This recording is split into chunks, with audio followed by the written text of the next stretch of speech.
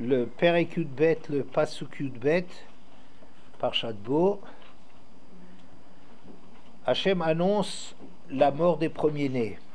Vavarti beretz Mitzrayim balayla hazeh, v'iketi chol bechor beretz Mitzrayim me'adam v'ad behema, uvechol Elohei Mitzrayim me'eseh shvatim, ani Hachem. Je traverserai le pays d'Égypte cette nuit-là, je frapperai tous les premiers-nés dans la terre d'Égypte, de l'homme jusqu'à l'animal. Je rendrai des jugements contre tous les dieux d'Égypte, c'est moi Hachem. Vous savez que dans la Haggadah de Pessah, ce verset est relevé de la façon suivante. Va'avarti be'eretz Mitzrayim, balayla hazeh, je traverserai la terre d'Égypte cette nuit-là. C'est Va'avarti, moi je le ferai. C'est-à-dire Ani velo malach. Ça ne sera pas un malach qui agira. Veiketi kol bechor beretz Mitzrayim, Adam v'ad behema, je frapperai tout premier-né en terre d'Égypte, de l'homme jusqu'à l'animal. Ani velo saraf, c'est une catégorie de malachim qu'Hachem utilise parfois pour intervenir dans le monde. Non, ça sera moi. Ubechol Elohei Mitzrayim me'eseh shvatim, contre toutes les dieux, les divinités de l'Égypte, je rendrai des jugements.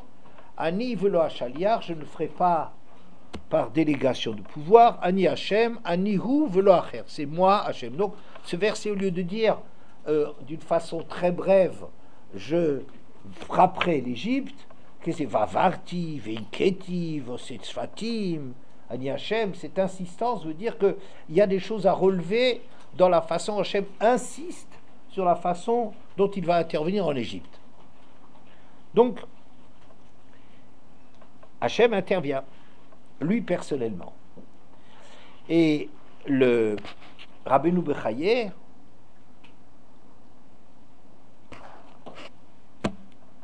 explique que pourquoi cette insistance à ce que c'est Hachem qui va exécuter les premiers-nés. Pourquoi cette insistance? Parce que les Bnei Israël étaient tellement assimilés, ils ressemblaient tellement à des Égyptiens que il était impossible d'arriver à les distinguer. Si Hachem avait envoyé un malach, un saraf, un shaliach, si ça avait été quelqu'un d'autre que lui qui serait intervenu, il ne serait pas arrivé à trouver une différence entre les Juifs et les Hébreux. Peut-être ils étaient... les Juifs et les Hébreux, ça c'est bien ça. Entre les Hébreux et les Égyptiens. Entre les Hébreux et les Égyptiens. Hein? Il ne serait pas arrivé tellement... Ils étaient complètement assimilés.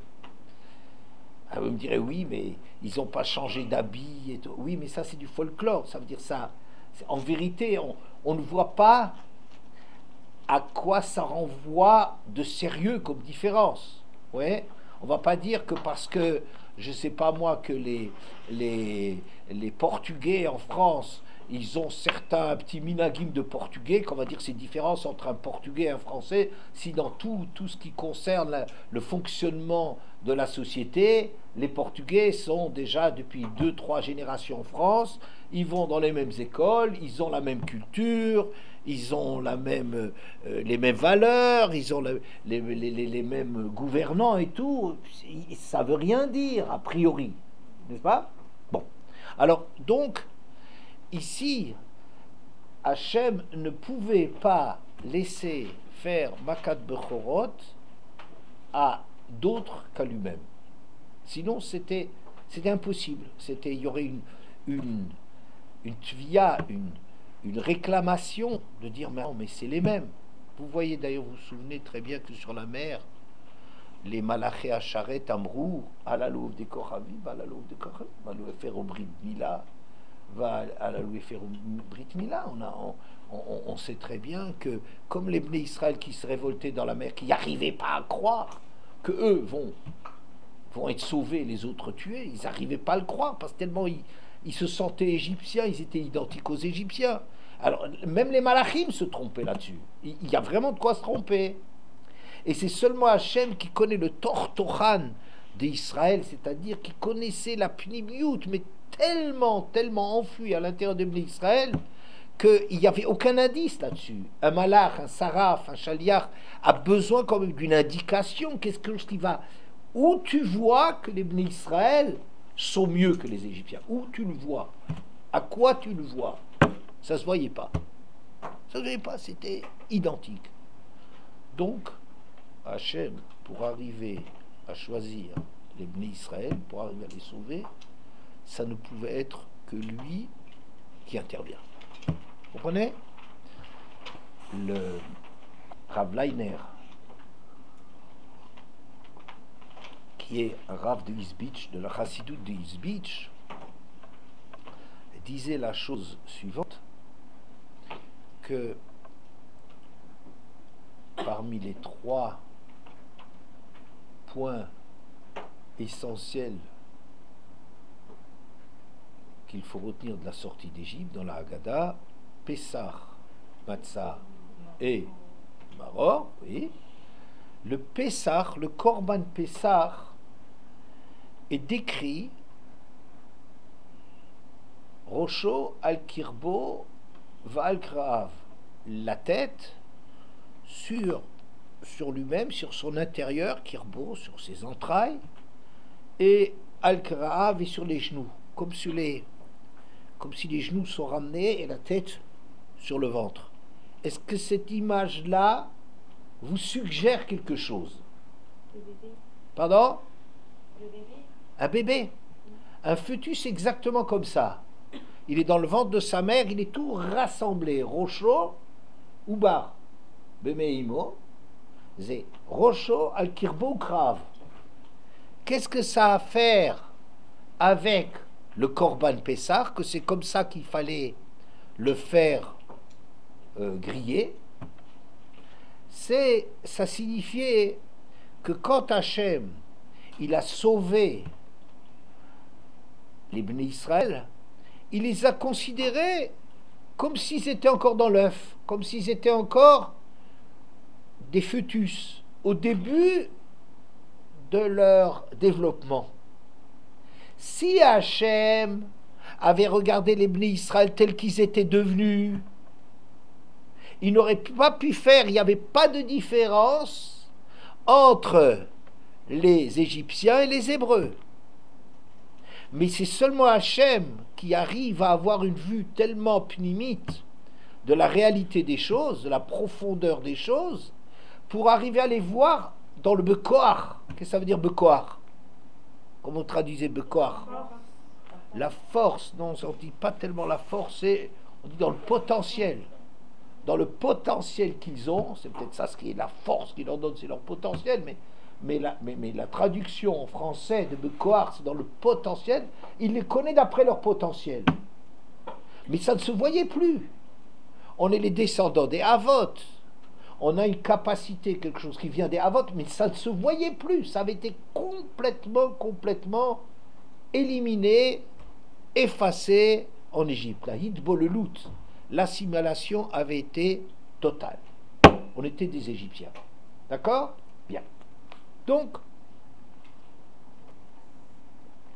d'après ce pshat de Rabbi Bechaye, je dirais qu'Hachem a dû intervenir parce que c'était son intervention, son jugement était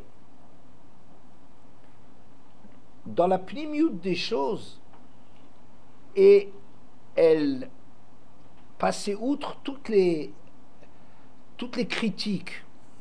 Ça veut dire Hachem voulait absolument effacer, enlever la possibilité de remettre les choses en question. Si ça avait été un malach qui aurait agi, un envoyé d'Hachem, alors on aurait dit, il aurait dit, je ne peux pas agir, c'est injuste. Ils sont tellement semblables. Ils font tellement tout comme les Égyptiens. Ils ont les mêmes gouvernements, ils croient aux mêmes valeurs, ils se prosternent devant les mêmes dieux. Tout, c'est la même chose. Ils ont rien de fondamentalement juif. Si on avait regardé les choses, si Hachem il avait délégué cela, il y aurait eu une catégoria, c'est-à-dire une attaque, une critique, une remise en question, qui aurait dit « je ne peux pas agir ». Et le Dayan est la Maché Navroot. Un juge ne peut se baser que sur les éléments qu'il a à sa disposition. Et s'il n'y a rien qui permet de distinguer extérieurement, il n'y a pas le moindre indice qu'un juif, ce n'est pas un Égyptien, eh bien, il n'aurait pas pu agir. Vous comprenez ça? Donc, c'est ça ce que, de façon générale, je vous ai déjà expliqué, quand on dit que caché que Kriyat Yamsouf. Quand on dit, par exemple, que quelque chose est difficile pour Akadosh Baruch Hu. Vous vous souvenez, difficile pour Akadosh Baruch Hu. Rien n'est difficile pour Akadosh Baruch Hu. Nous, pour nous, c'est impossible. On ne peut pas, faire un Kriyat Yamsouf, n'est-ce pas? On ne peut pas arriver. Ça, pour nous, c'est impossible parce qu'on ne dispose pas des éléments pour arriver à transformer radicalement les données de la création. Mais Akadosh Baruch Hu qui a créé le monde, oui, lui qui a dit que c'est l'huile qui brûle, il peut dire au vinaigre que ça brûle. Pour Rabbi Hanina ben Dossa, il n'y a aucune difficulté, mais pas la moindre. C'est une évidence que, ou quand Hachem il annonce à Sarah ou à Abraham qu'ils vont avoir des enfants, Abraham il éclate de rire, de joie, tellement pour lui c'est évident. Ah mais Sarah elle n'a jamais pu avoir d'enfants. Ah mais Sarah elle était une vieille. Mais lui-même c'était un vieillard. Et tout. C'est aucune difficulté pour Abraham Avinu, il s'en réjouit. C'est la meilleure nouvelle de sa vie. Ah, mais ce qui est dur à Akadosh Baruch Hu, quand on dit caché pour Akadosh Baruch Hu, qu'est-ce qui est dur? C'est de ne pas faire la justice. Oui.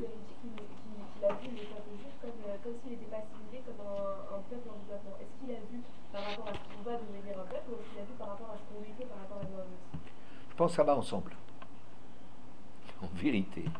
Un choix, sachant que c'est le descendant des Havot, il va donner autre chose. Mais ça, c'est... Mais c'était trop enfui. C'est comme, je te dis, comme dans un fœtus. Qu'est-ce que tu peux déjà dire sur un fœtus? Tu peux rien dire. Il a encore rien de spécifique. Justement, parce que déjà qu'il aurait déjà quelque chose un peu plus de développement, ça veut dire, tiens, il ressemble à son frère, tiens, c'est comme sa sœur, etc. On aurait déjà eu des points de comparaison. Et du point de comparaison, c'était égyptien complètement. D'accord? Qui est difficile pour Hachem, c'est de bâillonner la Midatadin. C'est de ne pas laisser la justice s'exprimer. Vous comprenez? Quand on va dire, Hachem, il va noyer les Égyptiens et il va sauver les Juifs. Mais les Juifs étaient tellement assimilés pour ça. Moi, je dirais, il y a une différence. C'est que les uns, c'est les bourreaux et les autres, c'est les victimes. Hein? Il y avait une raison de préférer les Hébreux qui étaient poursuivis que les Égyptiens. Mais Kaniré, c'est pas quelque chose, Hachem, il n'intervient pas parce qu'il y a une injustice dans le monde. La raison pour laquelle Hachem il intervient dans le monde, Shalach Ami V'Yavdouni, seulement parce qu'on a vu que les Bnei Israël, ils sont capables d'eux, parce qu'Hachem il sait que les Bnei Israël, Yavdou et Elohim à la Harazé, ils recevront la Torah. C'est seulement à cause de ça. C'est pas à cause du fait qu'ils étaient des victimes. Le monde est construit sur de l'injustice. C'est une réalité. Des pauvres, il y en a toujours. Hachem, il n'intervient pas parce qu'il y a un pauvre. Oui, mais il intervient parce que ça a du sens. Or, les Bnei Israël ne donnaient aucun sens à leur vie. D'ailleurs, vous savez très bien qu'il y avait au moins 4 sur 5 des Hébreux qui sont morts dans l'obscurité. Pourquoi? Ils ne voulaient pas sortir. Le monde d'Hachem, ça ne voulait rien dire pour eux. Préféraient rester des Égyptiens et rester en Égypte comme Égyptiens. Vous voyez? Et même après, quand ils sont sortis tout le temps, dès que ça babale, ils disent Nitnarosh venashuva mitzrayma, ah si, miten mouten sirabassar, c'était vraiment bien, c'était le paradis en Égypte. Oui? Comment est-ce qu'on peut parler? Ça veut dire qu'eux-mêmes étaient encore profondément égyptiens. D'accord? Bien. Ce qui est difficile pour Hachem, c'est de dire que puisque les uns, ils valent pas mieux que les autres, comment les uns, je les sauve, et les autres, je les laisse. Je les fais périr. Ouais? Donc, pour arriver, et c'est ça caché, Ça c'est difficile, pourquoi? Parce qu'Hachem se présente toujours comme un juge. Hachem se présente comme un juge. Et là, il bâillonne la justice, il ne laisse pas la justice s'exprimer. Et pour ne pas laisser la justice s'exprimer, pour qu'il n'y ait pas de critique, il ne demande rien à personne et il intervient lui-même pour les sauver. Vous êtes bon? Vous avez compris? C'est clair? Bien. Alors on va avancer. Un peu plus tard, dans ce même chapitre Yudbet de Parshat Bo, et c'est marqué que les Bnei Israël ont dû faire le Korban Pessah et mettre son sang sur les poteaux des maisons, sur le linteau, à l'intérieur des maisons, pour empêcher le malach de sévir. Et c'est marqué dans le Pasuk Kav Gimel, Va'avar Hashem lingof Mitzrayim, et Hashem passera pour frapper l'Égypte, verra et Adam à la Mashkof, il verra le sang sur le linteau. Le linteau, c'est la partie horizontale au-dessus des deux poteaux, ouais, du cadre de la porte. Va acheter à mezuzot et sur les deux poteaux, ou passach Hashem à la pétach. Et alors, Hashem passera au-dessus de cette porte, velo iten amashrit lavo el batechem lingof, et il ne permettra pas au malach, au destructeur, de venir frapper à l'intérieur des maisons. Au point que Rashi dit que Hachem, il a fait deux choix. Un choix, qu'il passait, pisséar, ça veut dire quoi, pisséar? Sauter. Un pisséar, c'est un cloche-pied, vous savez, ça veut dire c'est avoir un pied plus court que l'autre. C'est ça qui cloche. Oui, bon. C'est une fausse note peut-être. Hein, bon, mais enfin, le Hachem, il a sauté au-dessus. Il est passé au-dessus. Qu'est-ce que ça veut dire? Que quand il y avait des maisons avec des Hébreux et des Égyptiens, Hachem sévissait chez les Égyptiens et pas les Hébreux. Et les maisons des Hébreux étaient protégées. Mais Rashi rapporte encore une opinion qui dit plus que ça.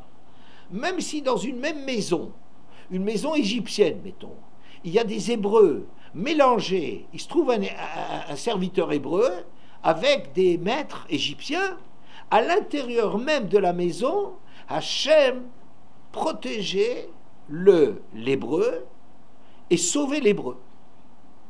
D'accord? Même à l'intérieur de la maison, pas seulement qu'Hachem il sautait au-dessus des maisons et ne touchait que les maisons égyptiennes, mais même s'il se trouvait des Hébreux à l'intérieur d'une maison égyptienne ou un Égyptien à l'intérieur d'une maison juive, Hachem faisait périr l'Égyptien, il sauvait le Juif. C'est une discussion, celle-là, voilà. Bien. Mais il n'y a pas un truc qu'il fallait mettre du sang sur la mitzvah pour se sauver? Oui, c'est ce que je viens de lire. Mais dans la maison égyptienne, il n'y avait pas... Parle fort, j'entends rien. Dans la maison égyptienne... Dans la maison égyptienne, il n'y avait pas. Donc Hachem frappait. Mais quand il voyait un Hébreu là-dedans, hop, il le sauvait. C'est très bien. Oui, c'est bien, c'est Tromar qui dit, mais il n'y avait rien pour les sauver. Bien. Le problème que j'ai est donc le suivant. Que puisque c'est Hachem qui avait tout pris à son compte à lui, que puisque Hachem ne voulait surtout pas qu'il y ait des critiques à l'alou vers alou, ceux-là ils sont idolâtres, les autres ils valent pas mieux, ceux-là ils n'ont pas gardé le brit et ceux-là pas plus, n'est-ce pas? Pour que surtout on ne critique pas, c'est Hachem qui a décidé de sauver les Bnei Israël. Alors qu'est-ce que ça veut dire ici? Que Hachem, il a fait en sorte, il leur a demandé de mettre du sang pour qu'on reconnaisse les maisons égyptiennes. Ouais. Mais qu'est-ce qu'il a besoin, puisque c'est lui? Et si c'est lui, il voit parfaitement à qui il a affaire. Est-ce que vous comprenez la question? Il n'y a pas de, on ne voit pas le sens, est ce que Rashi dit sur place, Kevan, Shenitan, Reshut, le Mashrit, l'Ashrit, et nous Mavrin, Ben Tzadik le Racha, que si le destructeur, le Malach HaMashrit, il a le droit d'y aller, il ne va plus faire de différence entre un tzaddik et un rachat. Ça veut dire qu'il y a des kochot, il y a des forces dans la nature dans lesquelles que quand elles sévissent, ça n'est plus au coup par coup. Il n'y a plus de hashgacha pratit, il n'y a plus de choix là-dedans. Par exemple, regardez un incendie spectaculaire, un incendie comme il y en a parfois aux États-Unis. Ça ravage des étendues, des surfaces fantastiques. Tous ceux qui se trouvent qui sont sur le passage, ils sont en danger. Ça ne dépend pas est-ce qu'ils ont des mérites ou pas. Ils sont sur le passage du feu, hop, le feu il risque de les brûler. D'accord? Prenez une inondation. Une inondation, quand elle noie quelque chose, ça n'a rien à faire avec les gens qui sont concernés. Ça veut dire tzadik ou racha et no mafkin ben tzadik le racha. Une force naturelle, quand tu lâches la bride à une force naturelle, à une inondation, un tsunami, ça engloutit tout le monde, peu importe de... D'accord? Bien. Et ici quoi? On va commencer à dire, mais si ça dépend, est-ce qu'ils ont fait du sang sur les... Mais je ne comprends pas, de toute façon, ils n'ont rien besoin de faire puisque c'est Hachem qui va juger. Et qu'Hachem, il veut sauver le peuple juif. Donc le problème que j'ai dans ce cours, c'est de savoir à quoi ça correspond que les Bnei Israël leur aient demandé de faire quelque chose pour être sauvés. Puisque justement, ici, Hachem les choisit au-delà de tout leur mérite. Et il fait abstraction de toutes les critiques qu'on pourrait avoir. Alors qu'est-ce qu'ils ont besoin de faire quelque chose? Vous avez compris ou pas? Bien. Je vais vous... Rachid difficile. Quand on l'a lu l'autre jour, quand Paro est enjoint par ses serviteurs, ça veut dire il est poussé par sa cour, à l'occasion du harbé, des sauterelles, à lâcher les Bnei Israël. À les lâcher, ça veut dire les laisser partir. Hein? C'est-à-dire, lui, il était très macpide, mais il voulait pas. Mais les serviteurs disent tu sais pas que l'Égypte est fichue. Mais c'est fichu. Si tu vas encore laisser les sauterelles, il n'y aura vraiment plus rien qui restera à manger. Même les céréales plus tardives comme le blé ou l'épeautre, il n'y en aura plus. On va mourir de faim. L'Égypte est fichue. Laisse-les partir. Ouais, jusqu'à quand la nous est le moquet? Jusqu'à quand est-ce qu'ils vont encore nous faire tomber les Bnei Israël? Lâche-les. Donc on a rappelé Moshe suite à cela. On a rappelé Moshe et Aaron. Vayomer alehem, et Paro s'adresse à eux, on a fait ce passouk l'autre jour. Yichen Hashem imachem kasher ashalach etrem vetaprem. Et quand même, je vous accorderai cela, et que je vous laisserai partir vous ou vos enfants.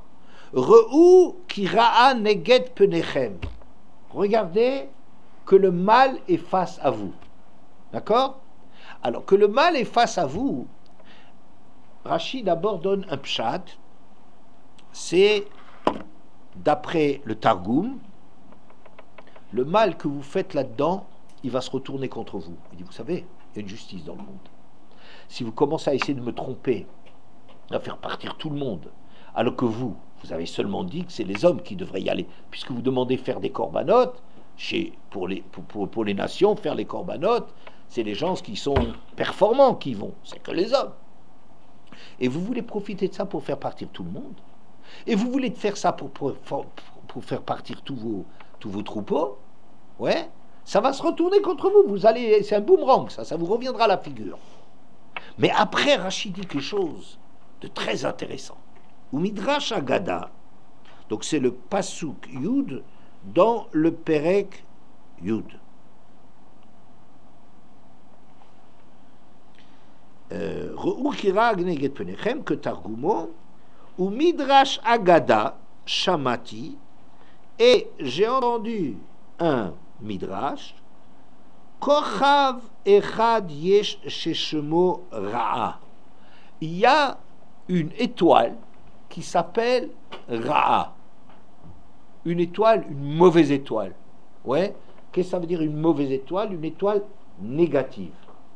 Il y en a qui disent que c'est Mars, parce que Mars, c'est, vous savez, les canaux rouges de sang là de Mars, il est comme c'est le dieu de la guerre, comme ça c'est quelque chose de très très dur, c'est du Midatadin. Peu importe, c'est le malach de Esav. Hein? Bon, j'ai entendu qu'il y a un malach qui s'appelle Ra'a.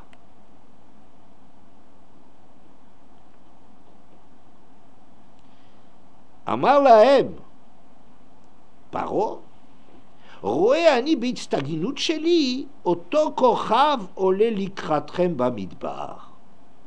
Moi je vois dans mon astrologie, je connais moi la forme du ciel et toutes l'horoscope et tout ça, mais pas à l'époque où c'était de la blague. Oui, à l'époque où les gens ils connaissaient, ils voyaient, nous ça nous fait rire parce que ça passe dans les horoscopes pour les gens qui sont crédules ou bien ou des Africains qui se prétendent être des gourous de je ne sais pas trop quoi, qui vous soutirent de l'argent en vous disant on va résoudre tous les problèmes de maladie, de shidouchim, hein, toujours la mort, le fric et je ne sais pas trop quoi. Ouais, c'est que le succès, hein.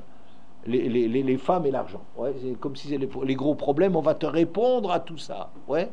Ce qui est sûr, c'est que ils vous extorquent de l'argent. Mais ça, c'est parce que maintenant, on ne connaît plus rien de sérieux du sens des étoiles.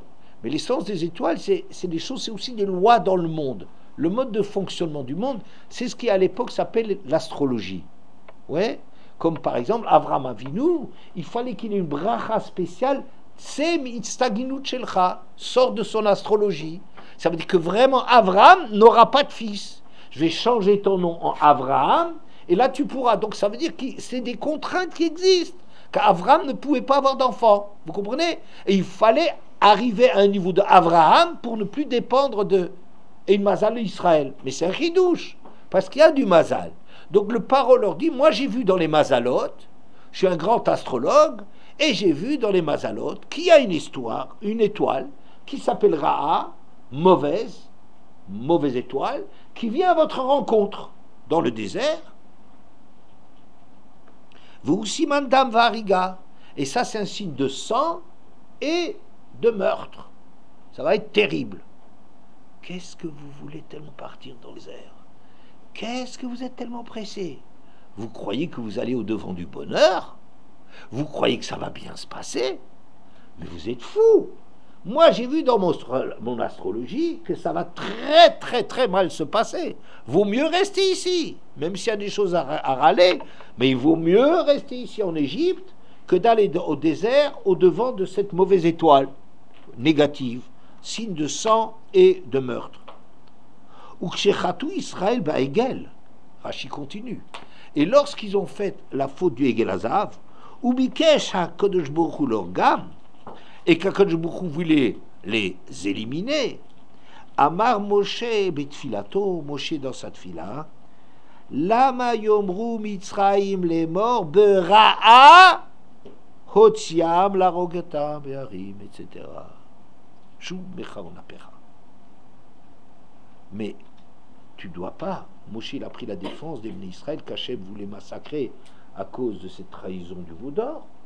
Et Moshe lui dit, mais tu vas permettre aux Égyptiens de dire, on l'avait bien dit, Bera'a Hotziam. C'est ce que Paro avait annoncé. Ils sont sortis sous une mauvaise étoile. Et toi, tu vas faire que les Bnei Israël, ils vont réaliser l'astrologie de Paro. Ouais, et les Égyptiens, ils auront eu raison. Alors, c'est ça ce que Paro a dit. Alors, Neget Pedechem, Miyad, Vaïnachem Hashem, Al Hara'a. Alors Hashem, il a changé quant au mal qu'il avait décidé de leur faire.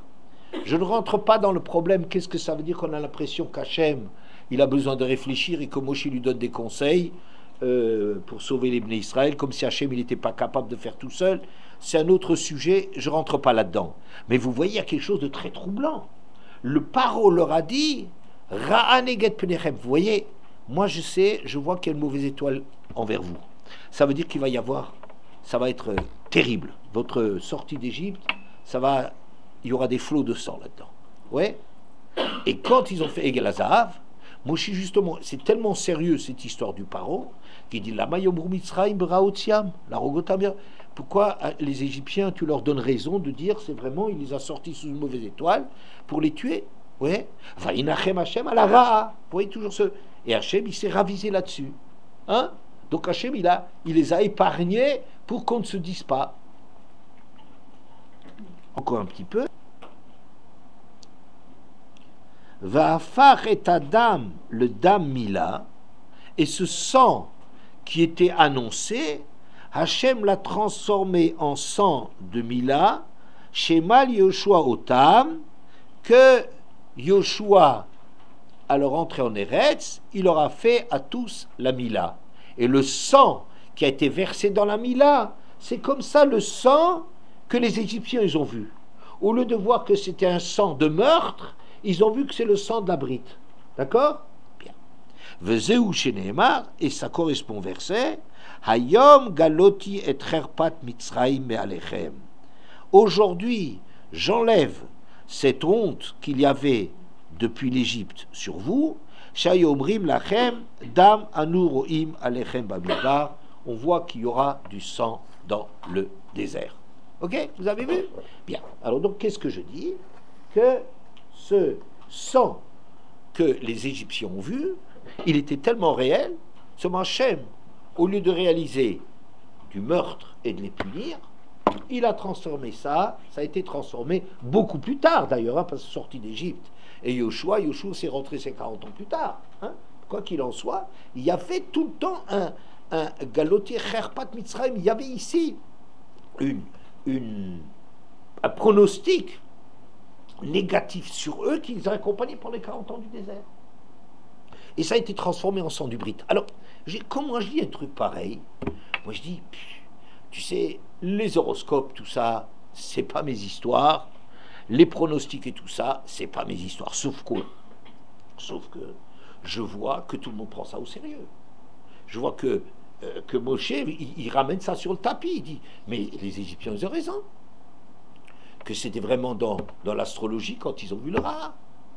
Et Hachem, il en tient tellement compte que c'est seulement quand Yoshua il va verser le sang du bride qu'on va dire ça y est, on a répondu. D'accord? Mais ça aussi, ça a l'air un peu bizarre. Tu verses du sang, alors ce sang-là, c'est le sang qu'ils ont pronostiqué. Vous comprenez là? Ça a l'air d'être très formel, c'est joli. Ce Rachid est très joli. Les Égyptiens disent, regardez qu'il y a le Ra par rapport à vous. Et Moshe va dire, mais les Égyptiens, tu leur donnes raison qu'ils ont dit qu'il y a le Ra. Hachem, il se ravise sur le Ra. Et c'est seulement quand tu auras le sang de la Mila que ça y est, j'ai nettoyé l'histoire d'Égypte. Oui? Alors, on voit que les Égyptiens, ils ont raison avec leur sang. Et à ça, à la fin, on va faire la Mila et ça va effacer le sang. Qu'est-ce que ça veut dire? Alors moi, je traduis cette histoire comme ça. Sortir d'Égypte, c'est dangereux. Ça veut dire, l'Égypte, c'est un monde qui fonctionne d'après la nature. Et pour fonctionner d'après la nature, il faut travailler durement, il faut construire sur sa vie, il faut travailler, construire, mettre de l'argent de côté, économiser. Et voilà, c'est une servitude d'être soumis aux lois de la nature et de savoir les utiliser si on a de la chance pour arriver à amasser, avoir une vie riche. D'accord? Avec de la richesse. Sortir d'Égypte, c'est pas faire la même chose avec un autre drapeau. Akadosh Baruch Hu, c'est pas un autre drapeau. C'est pas qu'on a changé le drapeau d'Avodah Zara de Paro pour le drapeau de Avodah Zara d'Hachem. Vous voyez comment je parle? De drapeau d'Avodah Zara d'Hachem. On fait pas d'Hachem, c'est pas la même chose, mais avec un nom. Vous voyez? Un juif religieux, c'est pas un shaïgetz avec une kippa. C'est pas la même chose avec. C'est autre chose. Ça veut dire changer de monde. Suivre Hachem, c'est changer de monde. Qu'est-ce que ça veut dire? C'est être soumis à des exigences. Hachem ne peut tenir ce peuple, il ne peut les sauver positivement que parce que l'homme a des mérites. Vous comprenez? C'est un autre monde, c'est pas impunément. Ça veut dire, ça se passe pas comme ça facilement. On sort d'Égypte, mais gamarnou, c'est pas du tout comme ça. Sortir d'Égypte, ça veut dire se soumettre à la loi d'Hachem. Et la loi d'Hachem, elle est très exigeante. Donc le paro, il leur dit, mais vous vous rendez pas compte, vous voulez sortir de l'Égypte, mais l'Égypte c'est la planque. On n'est peut-être pas très content parce que le monde matériel est difficile, a des exigences et tout ça. Mais ici, vous risquez rien, vous êtes bien au chaud.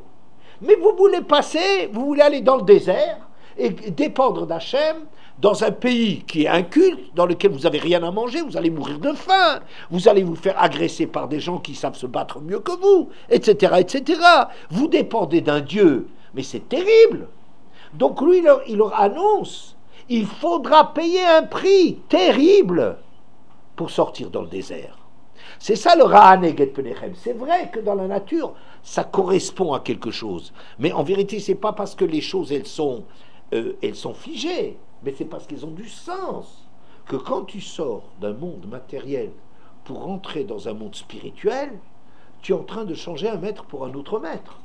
Et le maître HaKadosh Baruch Hu, il est très exigeant. Et c'est ça ce que le paro, il prédit, il leur dit, vous voyez, en vérité, ça va mal se terminer cette histoire. Et effectivement, quand il fait Egel Hazav, normalement, Hachem aurait dû les punir et les éliminer à cause de leur faute, puisqu'ils l'ont trahi terriblement. Et finalement, comment est-ce qu'il rattrape la chose? Quand Yoshua, il arrive à faire la Mila, c'est-à-dire que Yoshua, il arrive à faire une alliance avec HaKadosh Baruch Hu. Il verse du sang, c'est une alliance difficile. Vous savez qu'est-ce que c'est? C'était déjà des adultes et tout ça.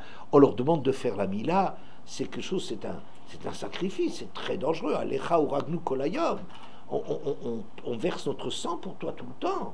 Le bride qu'ils ont fait, c'est quelque chose de vraiment difficile à des adultes, même à ses propres enfants. Faire la Mila à un gosse de 8 jours, c'est cruel, c'est très très difficile de faire ça. Si ce n'est pas la volonté d'Hachem, c'est terrible. À des adultes, je ne parle pas. Quelle peur on a d'une chose pareille, d'une Mila qui est vraiment une opération terrible. Donc quoi?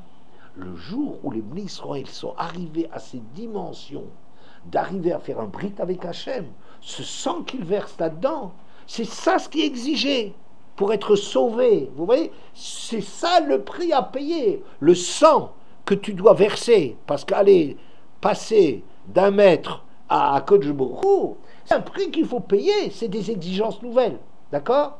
Et cette exigence-là, tu n'y réponds que par le fait que toi tu fasses un brit, que tu verses du sang, qu'il faut énormément donner de soi pour arriver à être les serviteurs d'Hachem, d'accord? Je reviens chez nous. Et je dis la chose suivante. Que de cette histoire, j'apprends que être avec Hachem, en soi, c'est quelque chose d'exigeant. C'est pas à cause de Midatadin. C'est pas parce qu'il y a des critiques, mais c'est parce qu'il faut arriver, parce qu'Hachem, c'est une telle dimension que l'homme, par rapport à ça, il n'est rien. Pour exister par rapport à Hachem, il faut avoir le niveau. Le Ramban dit, sur le pasouk là, Kav Gimel, il dit quelque chose, Kav Bet, le fi shakadosh Baruch Hu over b'Mitzrayim que Melech sheover mimakom le makom, quand Hachem va varti be'eretz Mitzrayim, je traverserai l'Égypte, c'est comme un roi qui se déplace, veut speklatorim le fanav, et il a des gardes du corps autour de lui, chez Loïf Gehou, Bene Adam, Velo Istaklubo, que les hommes, ils se permettent pas de le toucher, même de s'approcher, de le regarder. Ça veut dire, qu'est-ce que ça veut dire? Que la grandeur d'un roi, ça veut dire, qu'est-ce que c'est un grand roi? Mais il a une cour incroyable, il a des bourreaux, il y a des exécutants, il a des gardes du corps, il a une armée autour de lui. C'est extrêmement impressionnant. Un roi qui se déplace, c'est pas un roi incognito, quelque chose qui se cache, il met des habits et il joue au pauvre, le prince et le pauvre, il va jouer au pauvre et faire semblant Zahama que c'est un pauvre type. C'est pas comme ça que ça se passe. La grandeur d'un roi, c'est une exigence terrible. C'est ce que je dis, regardez. À Rosh Hashanah, vous avez dit, il faut dire des psukim de Malchuyot, fait régner Hachem. Et tout de suite après, il y a Zichronot. On se souvient des actes de l'homme. Pourquoi c'est comme ça? C'est pas par hasard. C'est parce que si tu reconnais Hachem comme roi, tout de suite, ça veut dire il y a une exigence de l'homme. Alors qu'est-ce que tu fais dans ta vie? Avoir Hachem comme roi, c'est pas avoir simplement un drapeau avec un Magen David dessus. C'est pas de ça qu'il s'agit. Avoir Hachem comme roi, c'est d'être à un niveau d'exigence absolument terrible. Vous comprenez ça? C'est ça ce que ça veut dire avoir Hachem comme roi. Donc, quand tu reconnais Hachem comme roi, tout de suite après, regarde tes actes. Parce que avoir Hachem comme roi, c'est d'avoir quelqu'un qui exige, qui a des exigences de midot, de mitzvot, de maasim tovim, de limoud, de tfila. C'est ça ce que ça veut dire avoir Hachem comme roi. Et ça accompagne Hachem. C'est ça ce que ça veut dire Hachem. Vous pouvez changer un paro contre un Nebuchadnezzar. Vous comprenez? Les goïms, vous pouvez changer un roi pour un autre. Il y en a qui sont un peu mieux, il y en a qui sont un peu pires. Peu importe, mais c'est la même chose. C'est le même genre. Mais sortir de chez Paro, c'est d'être livré à un roi qui en soi est tellement grand que c'est en soi quelque chose qui est exigeant. Tu t'approches pas d'Hachem comme ça. Quand tu voulais aller, par exemple, même pour aller chez un rebbe, tu lui donnais, tu payais quelque chose pour montrer comment tu sentais, quel est le chesed qui te fait d'accepter que tu t'approches. On ne s'approche pas comme ça d'un roi. Quelqu'un qui voudrait s'approcher d'un roi, mais il reçoit un coup de fouet. On le met en prison. C'est quoi? C'est ça la gadoute d'Hachem. Voyez? Donc, ce que je suis en train de dire, c'est la chose suivante. J'avais une question au départ en disant, mais quand Hachem il vient choisir les Bnei Israël, il ne devrait rien risquer, puisqu'Hachem, c'est lui-même qui choisit de ne pas les critiquer. C'est Hachem qui a choisi, en intervenant, de faire que c'est lui qui veut les sauver. S'il veut les sauver, qu'est-ce qu'il risque? Alors qu'est-ce qu'on est en train de faire des choses, du spectacle, des trucs, hein? Qu'est-ce qu'on est en train de faire? C'est ça la question que j'avais. Or, on voit, faites attention, il y a le mashrit. Il y a des malachim là-dedans qui sait. Mais pourquoi? J'ai pas peur des malachim. Hachem, il est avec moi. Il me critique pas, il me choisit. Alors je dis, mais alors comment ça se comprend pas? Pourquoi j'ai besoin de badigeonner les portes avec du sang? Pourquoi? Vous comprenez? C'est pas. Je comprends pas, puisqu'Hachem il critique pas les Bnei Israël. Il les choisit en dépit des critiques. Donc je ne risque rien. C'était ça ma question. Alors là-dessus, j'étais Mechadesh, que j'ai dit de nouveau là-dessus, de dire, c'est pas de ce point de vue-là que tu risques quelque chose. Mais c'est Etsem HaKurva l'Elokim, le fait même de s'approcher d'Hachem, c'est quelque chose d'exigeant. Et plus tu t'approches d'Hachem, plus Hachem, il est exigeant par rapport à toi. Et plus tu reconnais Hachem comme roi, plus ça veut dire que tu dois surveiller tes actes et tu as à rendre des comptes. Vous y êtes, mesdemoiselles? Et maintenant, on va voir alors une Mechilta que j'ai trouvée très belle, qui dit la chose suivante. C'est sur le pasuk Gimel, justement, du Perek Yudbet. La Mechilta, c'est un midrash halacha, mais ici vous verrez que c'est pas tout à fait de la halacha. Vavar Hashem lingof et Mitzrayim. Et alors Hashem traversera l'Égypte pour la frapper. Rabbi Yehuda Omer que Meler chez Over mimakom le makom. C'est ce que disait le Ramban. C'est comme un roi qui est en train de traverser, donc avec une cour royale, avec des gardes du corps, avec des gens qui mettent tout le monde à distance, qui font bien ressortir aux gens qui sont indignes de s'approcher. Ils les remettent à l'emploi. Plus le roi est grand, plus il faut faire attention de surtout pas se permettre de s'approcher. C'est comme si tu te mettais au niveau de Vera et Adam, et alors Hachem il regardera le sang que vous avez mis. Aya Rabbi Shmuel Omer, Rabbi Shmuel à ce propos il déclarait Valo akol galou il vient d'où le fanav. Qu'est-ce que tu as besoin qu'il voit le sang? Qu'est-ce que tu as besoin qu'il voit le sang? Mais Hachem il connaît tout. Comme c'est marqué Yeda ama bechashocha uluraim esharia. que Hachem, il sait ce qui se passe dans l'obscurité, et la lumière, elle est avec lui. S'il y a lumière, obscurité, pour Hachem, c'est du pareil au même. Ou bien, Ve Omer, Gam Chocher, Lo Yarchoch Mimcha, et même l'obscurité, c'est rien par rapport à toi. Vous voyez, ça, c'est ce qu'on est en train de dire par rapport à Hachem. Lumière, obscurité, c'est rien, il est au-dessus de ça. Oui, il n'y a rien d'obscur. Alors, qu'est-ce qu'Hachem, il a besoin de voir le sang? Oui, alors, vous savez la réponse. Uma Talmud le Marvra et Adam. Alors, pourquoi est-ce qu'on dit qu'Hachem, il devra voir le sang? Facile, la réponse. Et là, Bischar, Mitzvah Chatem Osim, ou Nigle Alechem, Vechas Alechem. Mais c'est pour vous que vous avez besoin du sang. D'accord? Le sang, c'était par rapport à vous. Et donc, par le mérite que vous avez obéi à Hachem, il vous prendra en pitié. Chez Neymar, ou Passach Hachem à la Pétar, Ve'en Pesicha et la Chayas chez Neymar, et Bitzfarim, etc. Et le langage de Pessah en araméen c'est traduit par Chas, Chas de Shalom, pitié. Hachem vous prendra en pitié. D'accord? Si vous faites ça, Hachem vous prend en pitié. Alors, et maintenant il dit comme ça.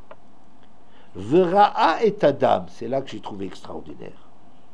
Ro'ehu dam akedato shel Yitzchak. Quel est le sang qu'il verra sur les portes? Nous on croit, ben, il verra le sang que vous avez mis du Korban Pessah. C'est de ça qu'il s'agit.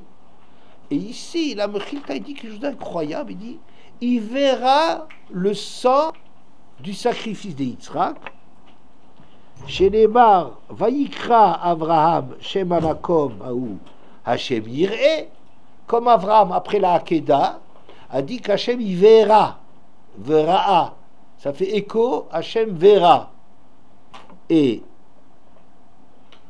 Mara'a, Ra'a dam akedato shel Yitzchak shenemar Elohim yir'elo hase leola.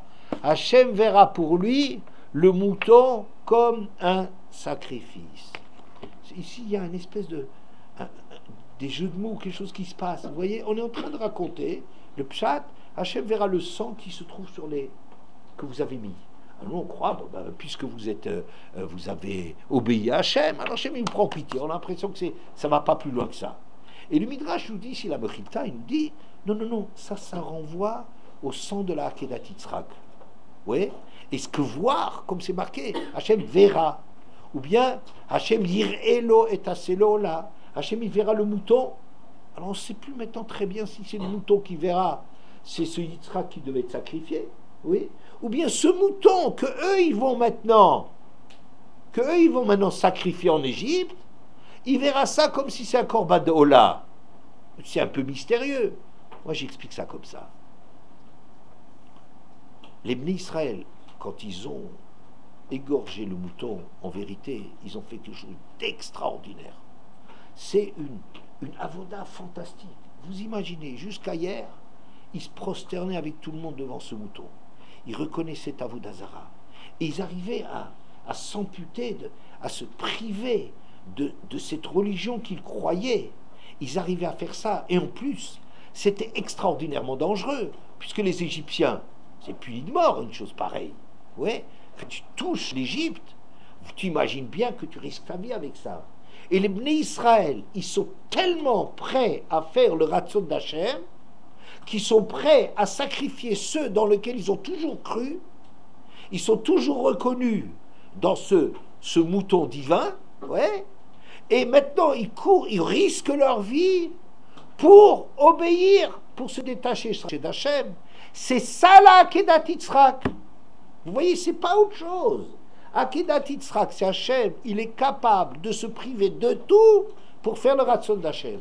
Son fils bien-aimé, sa suite, ce que vous voulez, tout ce qu'il y a à dire là-dessus. Hachem, il est prêt, pour obéir à Hachem, de prendre Sélola, de prendre son fils comme un mouton qui sacrifie. Eh bien, en Égypte, ils ont fait cela. Qu'est-ce qu'on veut dire maintenant? Je reviens et je termine avec ça. Qu'est-ce qu'ils ont fait? Ils ont fait avec ça quelque chose qui les protège de la présence d'Hachem, puisque Hachem va vivre là-dedans, qui sont en train de faire Akedat Yitzhak. Donc, d'avoir bien compris qu'Hachem, il est tellement infini qu'on se soumet totalement à lui, qu'on risque complètement sa vie pour lui, qu'on laisse tomber toutes ces fausses croyances qui étaient là jusqu'à présent, et qu'on laisse tout ça tomber sur lui. Donc ça veut dire que les Bnei Israël, ils ont bien réalisé le fait qu'Hachem, il est en train de passer, qu'il a une dimension infinie, et bien eux, par rapport à ça, ils s'annulent complètement. Vous voyez, ce qu'ils risquaient les Bnei Israël, ce n'est pas une critique, Hachem ne va pas critiquer, mais en soi, le fait que tu t'approches, comme quelqu'un qui s'approche du feu, n'est-ce pas? Eh ben, il peut pas. C'est pas parce que le feu le critique, mais quand tu mets la main au feu, il brûle, n'est-ce pas? C'est la nature de la grandeur d'Hachem que d'être dangereux. Un roi, il est dangereux parce qu'il se met des gardes du corps autour. Mais Hachem, ça veut dire quoi? C'est comme le feu. Tu mets la main dans le feu, tu voudrais pas être brûlé. C'est la nature, la défi. C'est pas une critique, je te dis rien de mal. C'est pas de ta faute, c'est quelqu'un qui t'a poussé dedans. Allez, tu vas quand même brûler, n'est-ce pas? Alors les Bnei Israël qui sont confrontés à ça, c'est pas parce qu'Hachem il les critique, parce que Etzema Ouvda, ça veut dire le fait même qu'Akadosh Baruch Hu, il est là, alors il y a un danger de s'approcher. Et les Bnei Israël, comment est-ce qu'ils répondent à ce danger? Par le fait que justement, ils sacrifient tout. Ils font une Akedat Yitzhak. Ils sont capables de tirer un trait sur tout leur passé, de renoncer à être protégés de la puissance militaire égyptienne. Ils renoncent à ça parce qu'ils ont compris la présence d'Hachem. Ben c'est la seule chose qui peut les protéger du passage d'Hachem. D'accord?